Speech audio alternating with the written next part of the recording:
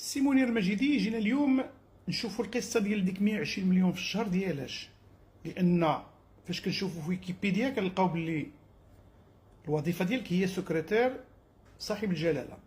هذا هو البوست اللي عندك، ديال الوظيفه اللي عندك، ولكن ديك 120 مليون شنو ديالاش؟ الرئيس الفرنسي كيشد 16 مليون بالضبط، كيشد 16039 اورو، يعني 16 مليون ماشي 120 مليون. رئيس الوزراء ديال كندا جوستين ترودو، وحده من 7 اقوى الدول المصنعه، كيشد شحال؟ 34 ألف دولار كندي، يعني 28 مليون مغربيه ماشي 120. الامين العام ديال الامم المتحده غوتيريش كيشد غير 20 مليون في الشهر ماشي 120 مليون. اما دونالد ترامب رئيس اقوى دوله في العالم اللي متحكم تقريبا في كل شيء، كيشد سيدي 33 مليون ماشي 120 مليون في الشهر. هادشي 120 مليون اللي مديكلاري في لا سي ان اس اس. اما ما خفي كان اعظم تحيات.